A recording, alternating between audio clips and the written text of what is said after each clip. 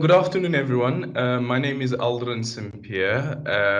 Thank you so much for being part of this conversation and also agreeing to be part of the panel to have this conversation about the status of young people in South Africa, especially post the unrest. But I think one thing about the unrest that we should appreciate is that not only has it given us an insight to the plight of young people, but also how the desperation could be exploited. And I hope that we'll be able to delve into that and also the dangers around that. As I've indicated, my name is Aldrin Sampear. I am a journalist with the SABC. I am the host of Beyond the Headlines, which is a drive time show on SABC's SAFM radio station, and also the host of Unfiltered on SABC3, which is a current affairs program. Today, we are having this Mzansi 360 roundtable discussion highlighting all the issues affecting young people and how the unrest has had an impact on youth unemployment. Our panelist this afternoon is Dr. Linda Ncube-Nkomo, who is loveLife CEO, Mr. Themba Godi, former parliamentarian and also political analyst, Asanda Matosi, who is Yes Digital Liaison as well as impact analyst, and we're also joined by Matapo Mpulunyane, who is a regional coordinator at Tsepo 1 Million. So I'm going to just quickly ask you to give me just a 1-minute introduction and then just an additional 1 minute speaking about the issue around young people in South Africa. How would you answer the question to anyone who doesn't know the country well? How do you describe the status of young people in South Africa? I'm going to start off with the CEO. The state of young people in South Africa is nothing new. And it's something that we've been watching for the greater part of the last 20 plus years. Young people right now are like, firewood that's just waiting for a match to be lit, and it's going to be an explosion. And, young people have got an energy that needs to be harnessed. In your opening remarks, you talked about how, just the smallest thing, well, not the smallest thing because they're not dealing with small things, but they just need the right person to incite that energy. And, it can go in a direction. And because our young people, we're a youthful society, so we've got a youth dividend that could be harnessed, that could be, that we could get benefits of, but we're not investing. And any investor will tell you that if you've not made the investment, you're not going to get the dividend. So we've got this huge resource that we need to be pouring everything that we have into, and we've not done that. And we're sitting now with a tension that hasn't gone away and has been building up for a long time. And we've been doing the talk, but they're not seeing the results of the talk. And how I wish we had a young person on this platform to speak for themselves, because they're very good at doing that. And it would have been good to hear it from a young person and get that takeaway from a 15-year-old, a 25-year-old, a 32-year-old, because then we'll be able to get the holistic picture of where young people are. But where we're sitting right now, young people are mentally, physically, socially not in a good space. And that bomb is ticking and ready to explode. Thank you so much for that. Asanda, your opening remarks. Hi everyone. Thank you for this conversation, and also to the panel for getting us involved in this. I think to start from a point of the young person and some of the frustrations that they have. A lot of youth that are in South Africa have been living under extreme forms of inequality. And as a result of that, their entire upbringing has been one of dire, or it's been a dire situation where, from immediate close relatives to just a neighbor there, their ability to find educational access to education has been one that hasn't been equitable.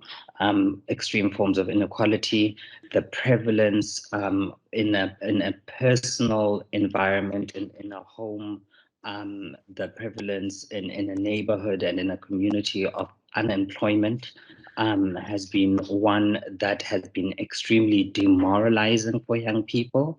They are very much living within an experience trap when it comes to being able to find work opportunities or become employable, and in one where there hasn't been quick enough progress from government, from corporates to be able to address this. And as the doctor has said, where we find ourselves in a pressure cooker that has long time been coming, with each quarter where stats are released around unemployment growing and never reducing.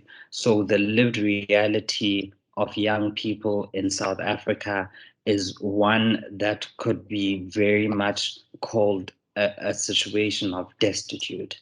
Mm-hmm. Okay, thank you so much for that, Asanda. I see Mr. Godi has now joined us. Mr. Godi, thank you so much for joining us again. I was asking for just opening remarks. If you had somebody coming to South Africa for the first time, how would you describe the status that young people in this country find themselves in? Yeah, look, I don't think that the situation in our country is unique, especially in the context of the continent, where you have a very young population in terms of numbers. And with the economic system that we have that survives on an army of the unemployed, then surely the burden of unemployment will fall on the young people. So yes, it is a country that is young, but equally it is a country where the youth bear the brunt of most of the social evils that we have, and it is by design. And to the extent that we have not been able to tackle these, we continue to reproduce the past, and that past gets reflected on the young people. Mm-hmm. Okay, thank you so much for that. Okay, Matope, just quickly, introduction from you, opening remarks as well. It's an honor to engage with young people, to get a feel of what they go through on a daily basis in terms of the frustrations that I have. One of the frustrations that I have, it's unemployment. And one would say, due to the current looting that took place, it clearly indicates what is going through in our society. To say, I had to witness young people looting, and it's an issue on our side to say, what are we doing as the government and the society to assist those young people? Because it's a way of saying poverty, it's actually dictating how they do things or their mental capacity. So it's an issue on our side to say, as the society and the government, what is that we are doing to assist them? And we've got different partners that can assist. But on its own, it's a socio-economic issue that on its own, it's a variety of issues. And again, one would say, batho ba batjha ba hloka attention, ba hloka ho thuswa, ba hloka an engagement to say, what is that the government is bringing to the table as solutions to alleviate poverty? Thank you. Okay, then thank you so much for that. So one thing that I've realized is that when the democratic state took over, one of the biggest issues were the literacy levels in the country. And of course, you speak about the youth of 1976, and at the core of that was education, but more specifically, education in a language that they preferred at the time. And also the ability to reject and say that this is not the type of education that we want, and it's not just about the language itself. And the strides that have been made. Right now, we have more young people going through high school and finishing high school. We have more young people getting into universities. But the sense that I get is that there seems to be a focus on churning out these graduates. But we are churning out these graduates into an economy that doesn't really create jobs. And I wonder where the disconnect is. Linda, I'll start off with you.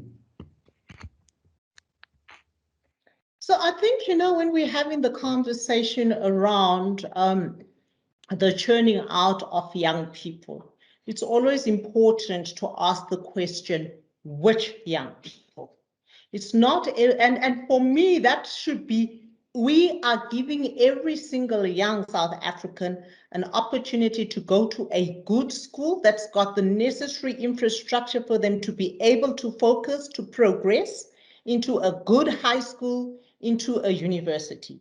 Then we can say, we've made great strides in education.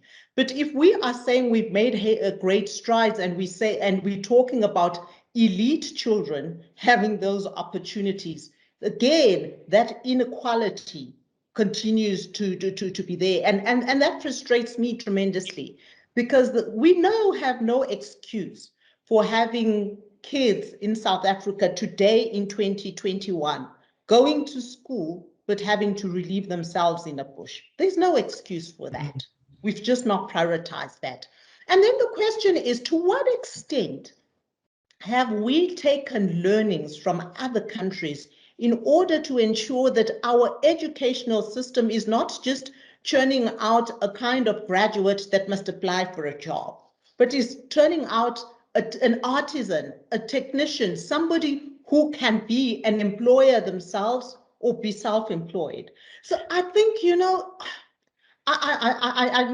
I'm sure you can even feel with my body language that I'm extremely frustrated and continue to be frustrated, because we continue to have conversations that don't have implementation. TVET, we did away with Technicons. Why did we do that? Why did we do away with nurse training colleges? Because those were the institutions that were building the pipeline of some of the capacity challenges that we are facing now. So we've not done enough. We've talked and we've tried to look for where we can applaud ourselves, but the reality is that as long as we're doing it for the child of the previously disadvantaged that lives in Dainfern, and we've not done it for the child that lives in Diepsloot, 5 kilometers down the road from Dainfern, we've got nothing to be applauding ourselves for as far as educating of young people is concerned. And Themba, and what was the thinking at the time around the closing of these technicons? And also, I remember, for instance, there was a time when I was in primary where you used to have woodwork, for instance, as an example. There was, I think it was called home economics as well. And I don't know what happened to those modules in the classroom itself, even before you get to university level or higher education level.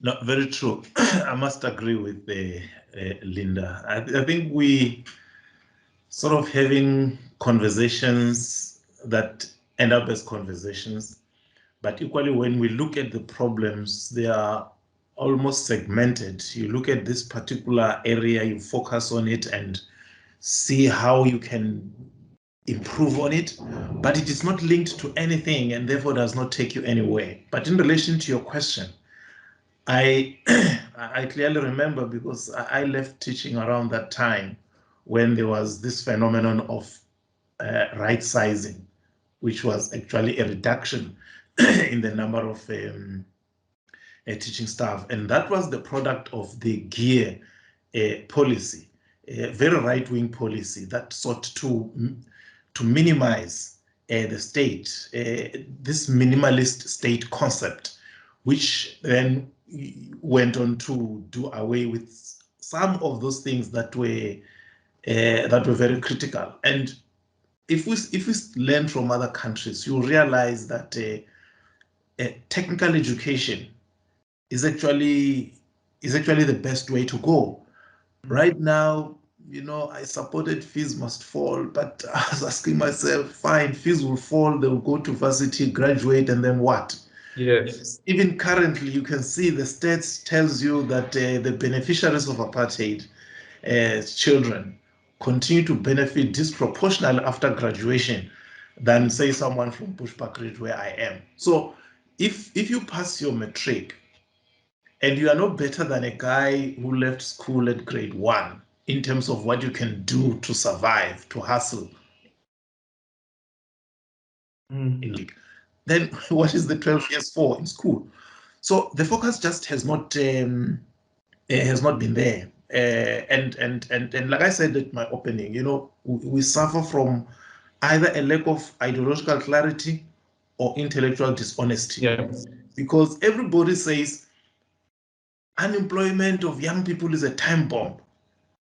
But when the bomb explodes, we say, no, this is criminality. It's a threat to our democracy and our constitution and all that. So what do you want? Mm-hmm. You talk about unemployment as a problem for young people now, but then when that problem manifests itself, then you talk in the language of the haves, against those very people. So I think that our spaces where these issues are analyzed are littered with a lot of intellectual dishonesty about actually what is the problem and what must be done about it. Yeah.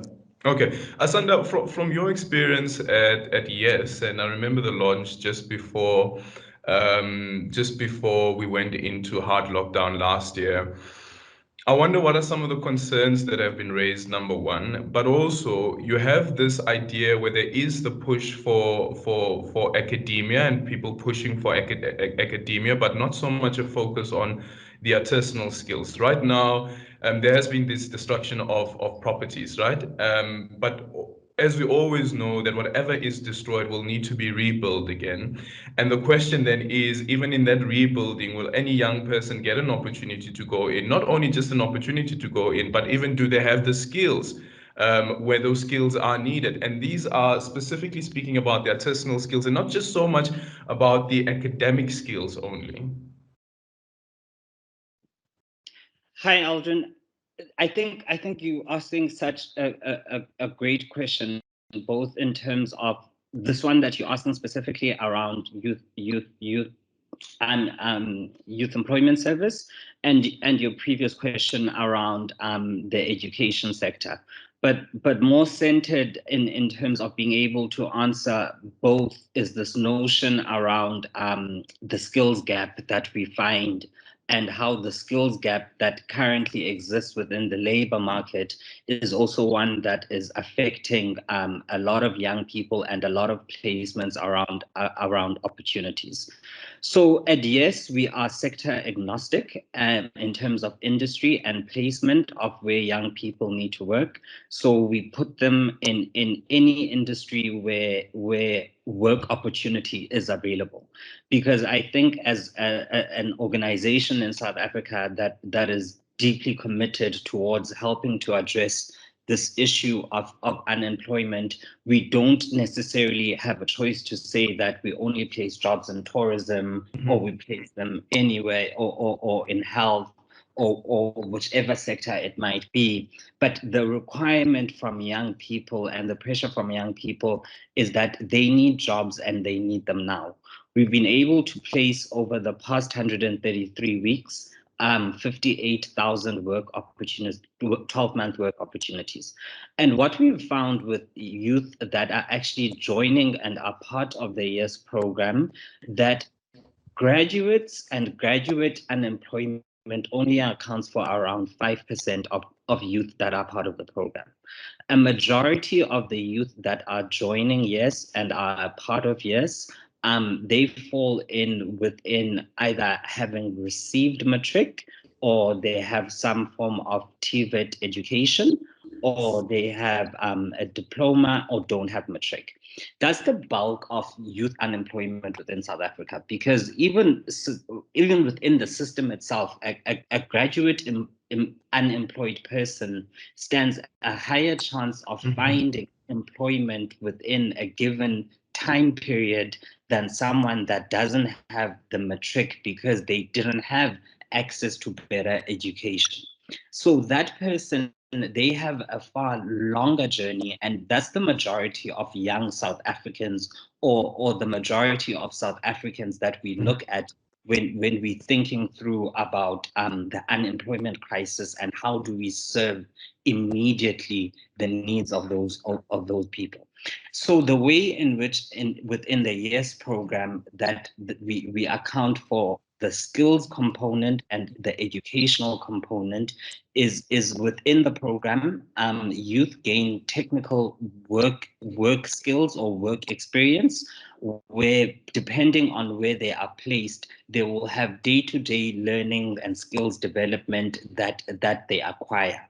On top of that, we augment it with micro learning and micro skills learning, where some of the youth that were unable to receive access to particular forms of education actually have an opportunity to be able to upskill themselves whilst they are working.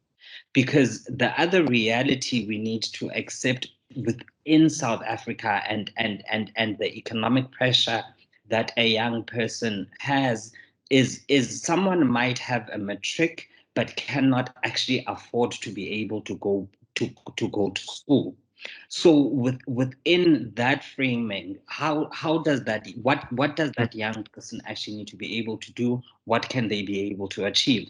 And immediately they need to be able to placed in front of a work opportunity. Yeah. And what we found over the past couple of years within YES, and what YES youth do post YES, is that a lot of them, because they have now been able to gain the work experience, where a lot of young South Africans find themselves in that trap of not having experience, is a lot of them actually go to save to save. They are able to save because they receive an income for 12 months, so they can pay for registration at school.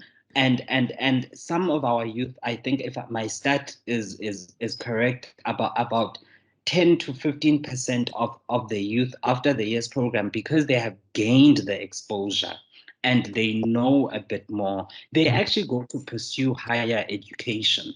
So YES starts to open up avenues and broaden a young person's ability, and even what we term within the organization a growth mindset, where they can see that I've started from this position, and in terms of working and being able to earn something for a whole year, these are the career pathways that are now in front of me. And a lot of young people don't have that, and it's through our partnerships with implementation partners, where where young people are placed, that this kind of development has to happen. So within the broader South African context, we not only need to be thinking about a young person actually getting a job, but a young person being able to develop themselves to be able to have a sustainable job, because there's also far more behind them in terms of the next young person that equally wants the same opportunity that they have, which is to work. Yeah. Matopi, how does TEPO 1 million answer that question around those who don't have a matric? Because there is this focus, of course, on children who have made it all the way to matric, and of course the other ones who've made it into higher education. But the fact remains that these are warm bodies. These are warm bodies that need to be fed. These are warm bodies that form part of society. These are warm bodies that society need to respond to as well. Oh, thank you, Aldrin. That's a very important question that is just asked now.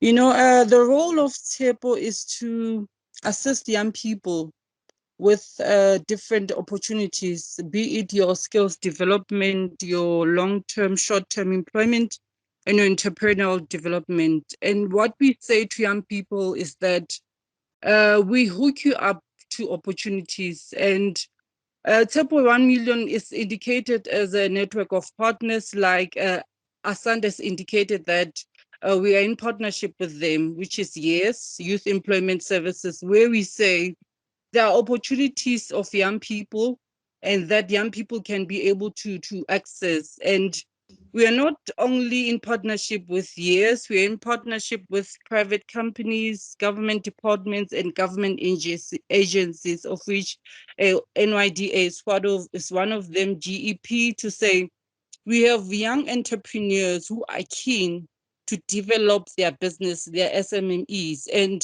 as Turbo 1 Million, we say we give you that opportunity to access those opportunities, to say, what is that you have in mind? What is that you have identified in your environment that needs to be adhered to? And as a young person, we say, look at the problems that you have in your environment and come up with solutions to say, there's a pandemic currently. How best can young people design masks and make an earning out of that? And how best can young people make car washes and wash cars for people? And we are saying there's this program that is called Youth Solving Youth Issues.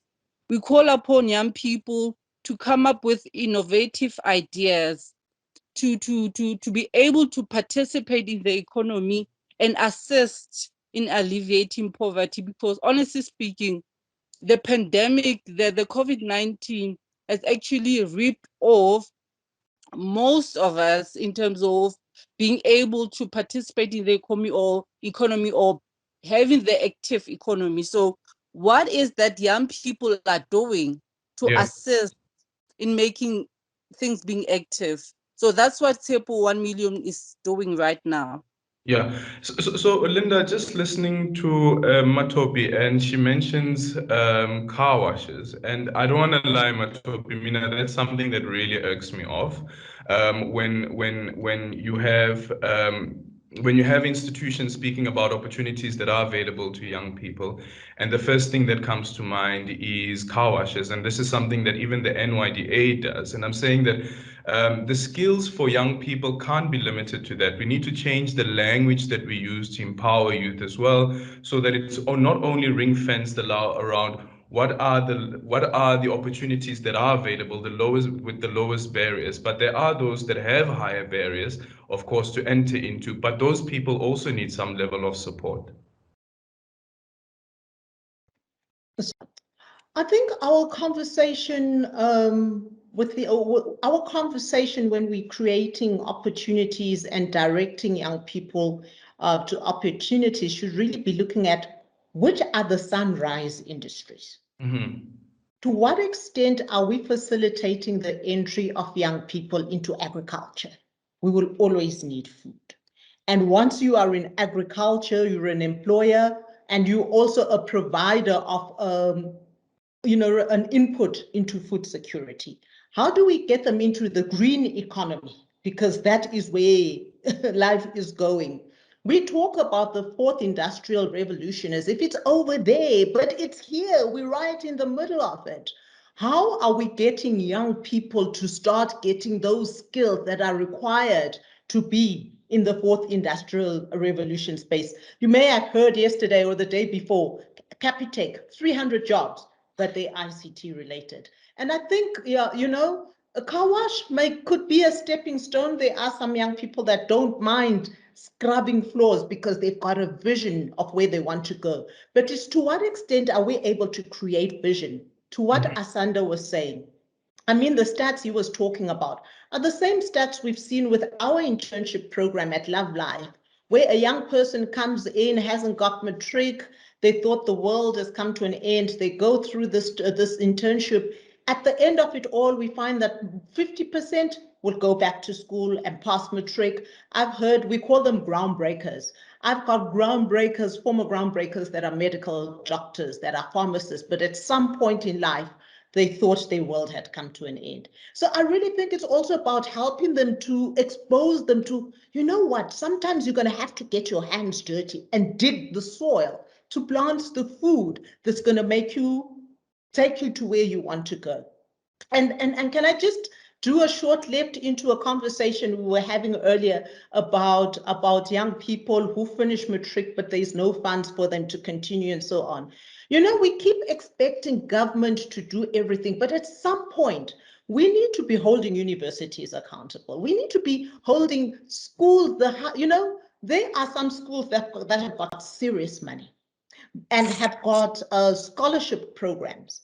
And I'm always perturbed when I hear that a university has given a scholarship to a student whose parents could afford to pay the fees without blinking because he's academically inclined. Yeah. And I think there should be policies around those things. There should be a policy that says, if you are Linda Ncube University and you get funding from government, you will only give academic assistance in the form of bursaries and scholarships to needy, deserving students. So I don't care if this guy cracked A's in his matric. If his parents can afford to pay fees, they must pay fees, so that the ones whose parents cannot pay those fees and passed enough to get into matric and are going to change a whole generation have got that opportunity. You know, there is money, it's just not being put in the right places. Why should my son be on a scholarship when I'm the CEO of loveLife? But the son of the cleaner at loveLife cannot get into university and he passed matric. You understand what I'm saying? That we just need to start thinking differently, and we need to start all living as if we've got some skin in this game, as if we all have got nothing to lose. Yeah. But as long as I'm looking at it and saying, well, my son's at varsity, I don't care about your son, we're gonna get to a situation where the entire country is gonna burn because I didn't care about the son of the person who lives 3 kilometers down the road from me.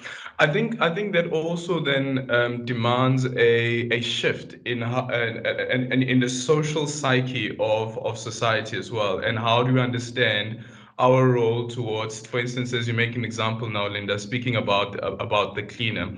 How is it that I can assist the cleaner considering the income that I already have? There's no need for my sister to go through. And this is something that I've been battling with my sister with. And I'm saying that, listen, you don't have to go through this scheme anymore because I can now afford your education. But then there is this, but no, I am my own person, you know, I am my own person. I'm going to take my own decisions, and this is the route that I want to take it. How then do we help young people understanding the difficulties around inequality and how we tend to exacerbate inequality by not doing our part?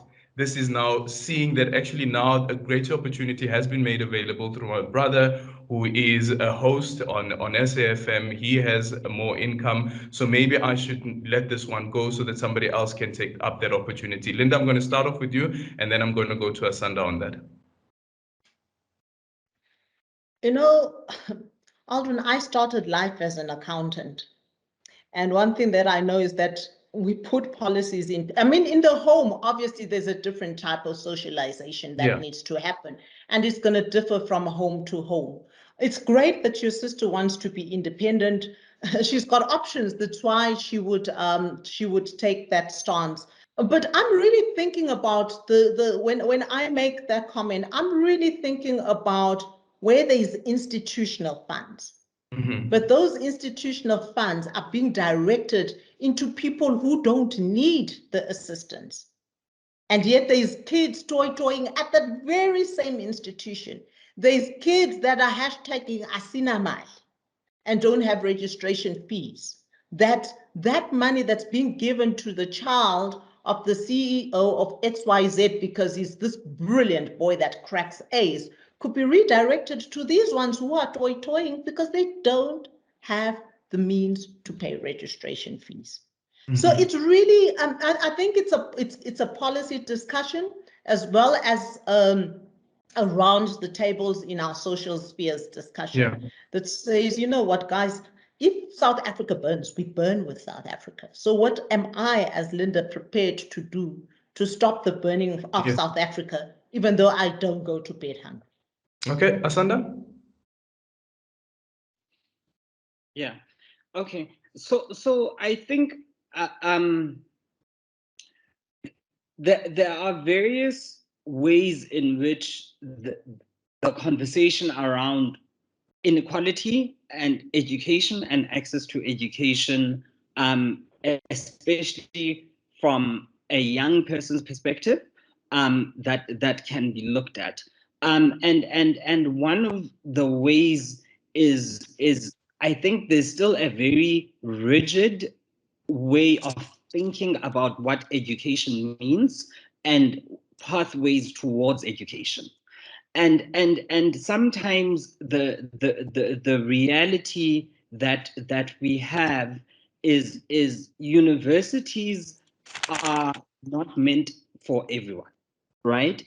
And how do we in South Africa start thinking beyond just young people going to university so that they can have a job, they can have a better life, they can have a sense of access? And then in terms of what you are bringing and the relation around your sister is this notion that also becomes central of independence, the relationship between independence and black tax. Because the moment in the scenario you've given, you start paying for your sister's education, your sister becomes an inherent burden on you. And the point that I would like to bring back or take us back is it possible for a young person? I agree with Dr. Linda that educational institutions should broaden their policies around accepting young people and accepting young people from places of need. What we also equally need to look at from a societal perspective is that education is not necessarily one way going to a traditional university. Because even when we started this conversation, we were speaking about vocational training.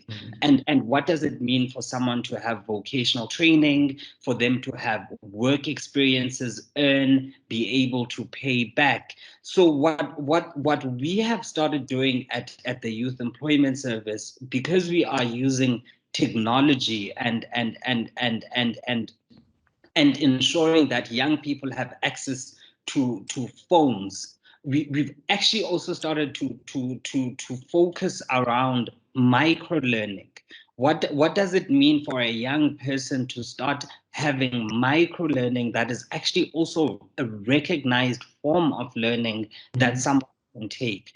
It is cheaper. It is an alternative that a young person can work towards. They can have goals. So all yes youth take part in our micro learning platform, which to date we've received around 8.3 million minutes of learning, right? So the accessibility towards learning and democratizing what learning is for younger people should be a conversation that is to be had.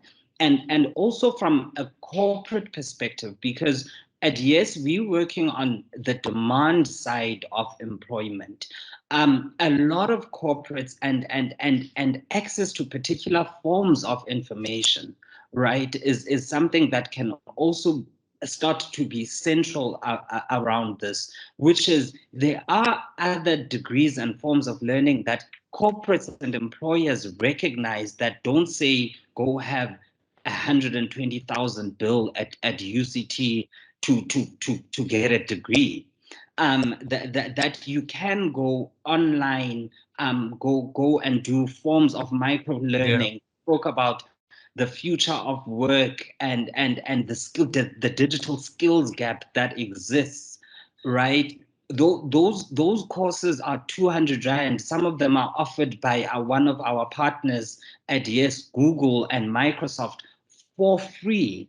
But the access to that kind of information and someone being able to say that I'm starting here and I'm building towards this, and that is the same component or outlook we should have around education, which what is manageable within your sphere Can I do things like micro-learning and start building towards? Can we start also centralizing the conversation around recognition of prior learning, which is something that it's a policy that is in place within South Africa, but not a lot of people are taking advantage of it. And RPLs are recognized by institutions. And it goes to say that if you are working within a particular field or industry, over a period of time, you've gained particular expertise that start to be equivalent to a diploma or to a degree that you can go back to an institution and say, hey, wait a minute, I've been working for X amount of time, please recognize this. So those pathways are things that should be explored, and also that information should be easily accessible and available to young people so that they can broaden what they think is available to them. Okay, Mr. Kodi, speak to us quickly about psychotherapy and also the need for healthy.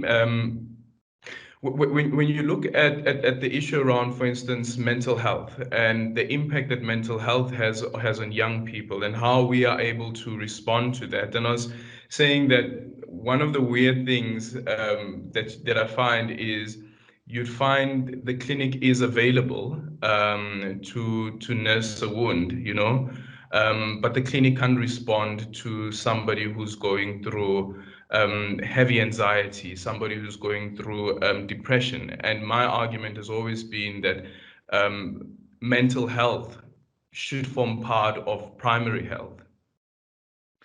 Yeah, no, very true. I'm sure that would need a Frantz Fanon or a Steve Biko, because we rarely look at the mental impact of the socioeconomic conditions around which people live. This morning I went to town and went past Chisanyama. There were these three young men who were busy preparing. And there was one who was, always talking and talking very loud.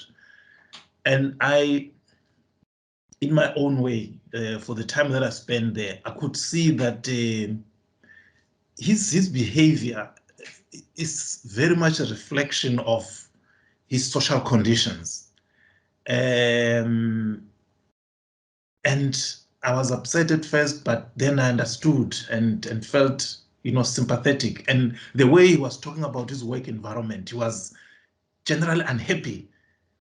So the effects of unemployment, of growing up in poverty, of growing up, say, in a place like Alex, where you're squeezed like sardines, its greatest impact is on the minds, on how people perceive and understand their environment and how they react to it. And they exhibit this in particular behavioral patterns, which in most instances we just dismiss and say, no, these are just lumpens and all that. And yet it is actually symptomatic of the socio-economic realities that they live in. And because to a very large extent in our community, it's a struggle for survival. Who has the time to sit down and analyze behavior and even say, there is something I can do about it? You just, okay, this is it. You are also hustling for your life. So, but then what that does is that you having a generation or generation upon generation that is not able to look at itself, understand itself, and try to say, how do we extricate ourselves out of this environment? I in that Chisanyama, every time I go there, anyone who comes to buy, they say, yeah, boss, can we help you? And I always try to say, no, man, you can't. You are too young to be using that word. Leave it to us. We fought against that. So it talks to the state of the mind, the impact and the effects that are there. Do we have institutions that are readily available to assist our people? I'm not sure. I don't think so. So much has been neglected that kind of therapy that would look into the mental well-being of young people is certainly not there. And all it does is that they just keep on sinking further and further, you know, into that bottomless hole of hopelessness. Yeah. And Matopi, there's a great danger to that as well when we don't address the issues around the depression that young people go through. We've seen with the suicide rates also in the increase, and I'll have Dr. Linda also comment on this a bit later on. But how do we speak to that issue? How do we create a society and an environment that says that we are open for you to be vulnerable, to tell us what you're going through, even through the schooling system, because you have the teacher who's there, and although the teacher may not be well trained in how to respond to issues around therapy and so forth, but at least you have a shoulder to cry on. Okay, hi Aldrin. Honestly speaking, as a country, we have challenges that we are faced with, which is our social ills. This is where we go through the teenage pregnancy, poverty, drug abuse, lack of recreational facilities, and lack of information and funding. So therefore, I would say we need to address those issues, because one would say the frustration that young people have, it's caused by this social ills. And at schools, one would say, how about we have a social worker that will assist young people to address the issues that they have in their society? And we need teachers who are well trained to be able to engage those issues, because one would say at home, children are different in terms of behavior when they're at school.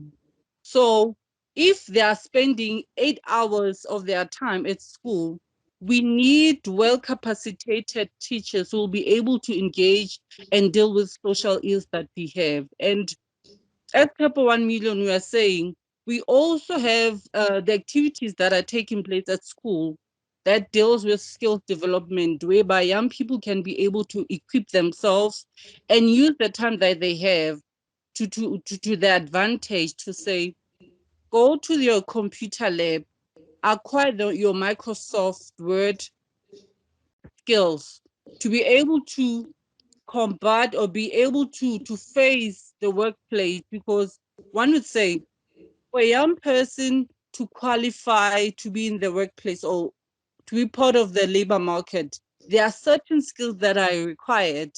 And if one doesn't have those skills, it's a challenge for them to be employable. So young people need to be well equipped with certain skills to be able to be part of the labor market. Mm-hmm. Dr. Linda, anything that you'd like to add on that? So I think, you know, it's mental health of young people is one of the things that we've seen go up since the onset of COVID. Not only in South Africa, if you look at the World Economic Forum Global Risk Report, globally, mental health has been going through the roof for young people. And again, it goes back to what extent are we putting the resources where they need to be put? So we've got a conversation that goes on about how in South Africa we're a country in post-traumatic disorder. We've got post-traumatic stress, but we've got thousands of unemployed social workers. So, and those are the people that should be helping us to debrief on some of the things that we face. Mm-hmm. And you know, loveLife as a youth organization, one of the things that we saw we needed to attend to when we were formed back in 1999 was psychosocial support for young people. And we have a contact center where they don't even pay. They send a please call me, and a counselor will call them back, because of the understanding of the fact that most of the stress has predominantly been in the socioeconomically suppressed and oppressed households. So those are the young people that don't have access to a psychologist, but they could have access to a counselor through that psychosocial contact center. But over and above that, an interesting conversation that I had with a university, a prominent university in South Africa a couple of weeks ago, was that they are starting to see mental health numbers spike at the university. And it's not their first years as has been the trend, who are coming into university and struggling to cope with being independent and learning to manage their time. It's the students that are about to exit the university system that are now stressed. Will I get a job? How will I make an income? So it's at honors and master's level where they're seeing these huge numbers of psychosocial challenges that they face. So again, we need to be redirecting resources to being able to ensure, and my passion is always going to be going back to the young people, that mentally we've taken care of them, that physically we've taken care of them, and that socially we have created an environment that enables them to say, I've got a total sense of well-being. I'm a healthy young South African. And just quickly before I go to Asanda, Dr. Linda, can we argue and say that there is a direct link between productivity and mental wellness? Oh yeah. Oh yeah. I mean, I mean, we don't even need to extrapolate it to young people. If you think of the first 21 days of lockdown when you were sitting at home and you haven't got the mechanisms of working from home in place, you can't go out and exercise. I would say the entire country was in some form of anxiety or depression, at least during that period. But once you start getting productive and once you are able to keep your mind focused on things that are a goal or are a way forward, then you can start to manage the levels of depression and hopelessness and despair that ultimately result in anxiety and depression. Yeah. Asanda, what would you say are some of what would you say are some of the dangers that could lie ahead if we don't deal with this issue around mental health, especially amongst young people?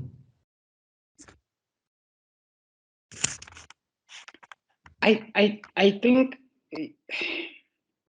you know, in another world, I would love to say that we're gonna have a society that is heavily depressed and has anxiety, but that's our present reality. And a lot of young people, they find themselves in instances or in environments where, because of languaging and access to languaging, they've been able to identify the issue or issues around mental health because we're speaking about it more. But a lot of causality with that has to do with unemployment. There's a brunt on one's well-being and mental health if for years and years they are sitting as a young person and they are unemployed. And unless we are making drastic and radical changes to improve that kind of status for a young person, where there is a foreseeable future, where they aren't prone to forms of anxiety and collective anxieties of what will happen to me tomorrow, because I'm in a state of I live in an unknown environment. And in this unknown environment, the only certainties that I have fall back and default me into a depression, which is I don't have a job.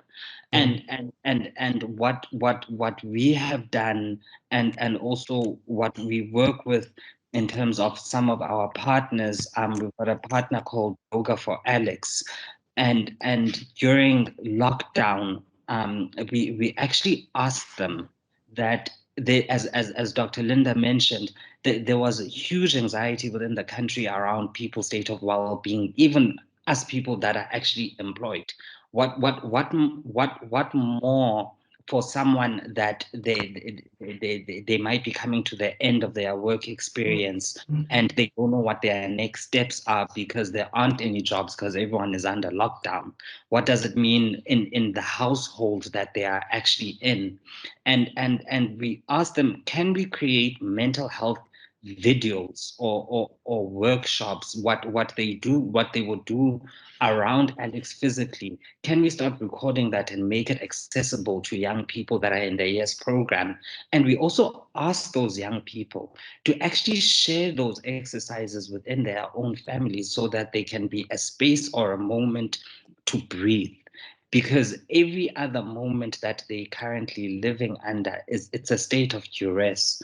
So there are strategies around being able to help in terms of young people's mental health, but it's a pandemic within itself, and that's what we find ourselves in, and we also need to be using that form of languaging to be able to grab attention and also to be able to address address this and put it at the forefront that we are dealing with multiple pandemics as young people in South Africa, and mental health is also one of those pandemics that we have to deal with on a daily basis.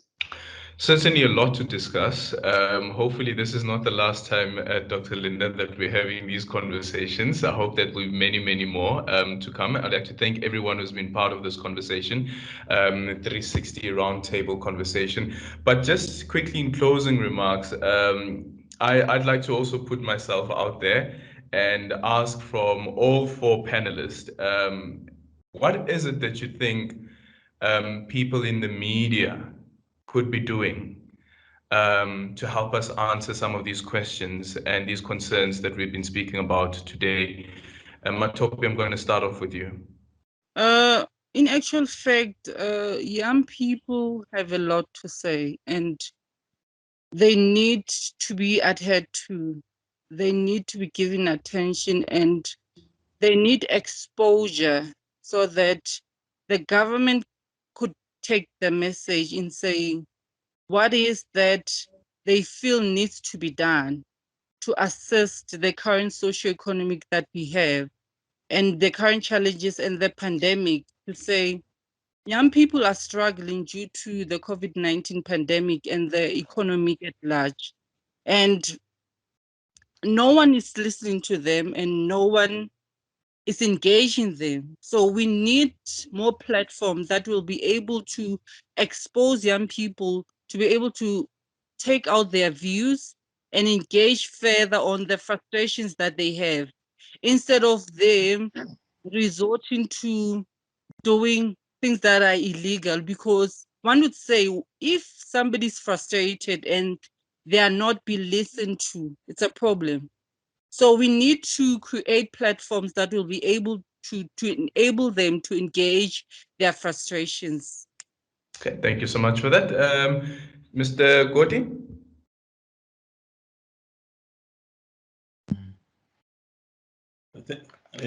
Thank you very much, Aldrin, and thanks for the invite. I'm sure your initial remarks before the question was speaking for me as well.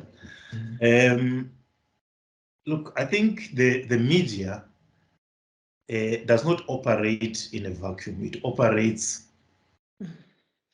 in a social environment. And the question becomes, what is its contribution to the social progress of their communities and their country? Yes, the traditional media should entertain, but they should also educate. So when you educate, what are those issues that you prioritize, that you look at? I think that becomes important. The media is a collective organizer, if I can corrupt Lenin, because you are able to reach people that you cannot reach physically. So it does have a very critical role in sharpening the focus on those critical issues of concern, especially for young people, if we are a young continent, if we're a young country. Okay, thank you so much for that, Asanda. I think not even. You know, for so many young people that are looking for jobs, young for the media, I think, to be able to help galvanize the corporate and private sector to create more work opportunities and actually work with organizations like Yes, Tepo 1 Million, organizations that are part of the presidential partner management network, so that there are more work opportunities available for young people. I think if there's a lot of dependency around government to be able to create jobs, but if and what this unrest has highlighted, and if it doesn't pass over in a 2-week news cycle, to be able to say, actually, corporates, how many jobs are you creating? Are you working with organizations such as Yes, such as Tepo 1 Million? Are you putting in place this and making a difference? Because the moment we don't have focus and attention on multiple players that can actually create employment opportunities for young people in South Africa, we're going to have this conversation every, it's going to become a yearly lecture, and already we know what that is.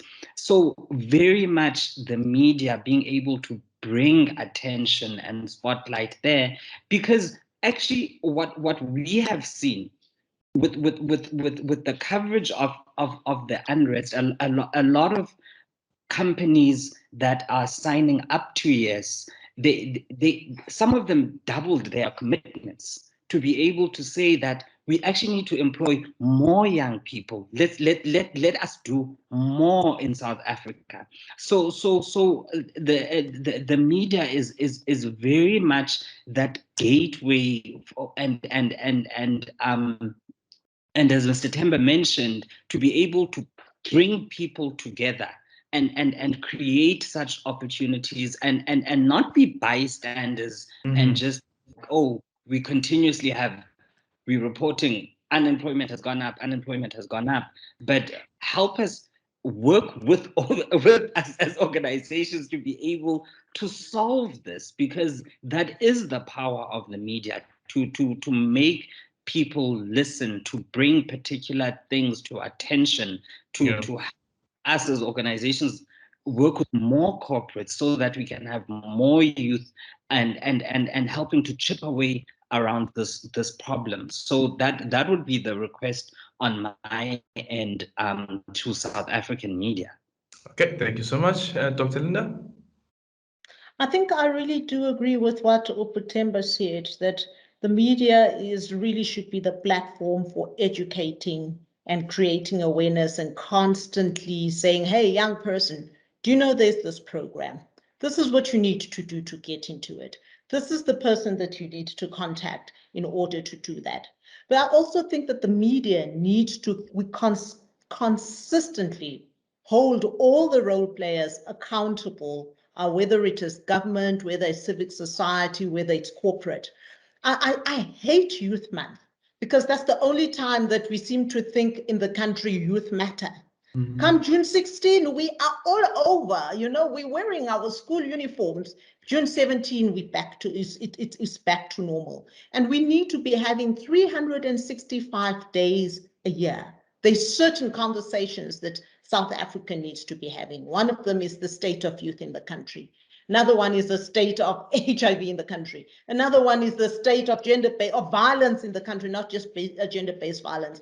And for me, those are, the media is the ideal platform. I mean, a couple of years ago, I was trying to get corporates to fund a youth program where every week there could be a 20, 30-minute show that is youth, talking youth issues, talking about their frustrations, talking about the solutions to their frustrations, talking about how important are we as youth. If at government level, we're sitting in the Department of Women, Youth and People with Disabilities, shouldn't we be in every government department, because we're a touch point, kind of thing? Yeah. So, and really getting to a point where we're not just ticking a box, because a lot of times I feel we're just ticking a box and we've not really vested in our youth. Yeah, no, I totally agree with that last point around in each and every department, in each and every sphere of government, who is that person who represents, or who's that department that represents the interest of young people who are, of course, in the majority on the continent. Right now, we see the Chinese saying that, hey, listen, we need to find other markets to sell our products to. And that market that they're looking to is the market here on the African continent. We're constantly being told that this is a young population, and this is the market that we can be selling our products to. But then the conversation back home, we're not having that conversation about who's representing the interest of young people in every single department, in every single sphere of government, because indeed young people are the majority. And listen, we're going to the local government elections, right? And how many young people would be participating in the local government elections? The IEC telling us that the majority of the majority on the voters roll again is young people. But there is also the issue around youth apathy that we need to have a conversation around some other time here on Mzansi 360. Thank you guys so much for actually asking me to come and host this. I really enjoyed it as well, and hopefully this is not the last. And thank you so much to the team as well that has set this up. Bye bye, Totsings. Enjoy the rest of your day. Thank you. Okay, bye. Bye. Thank you, Aldrin. Bye.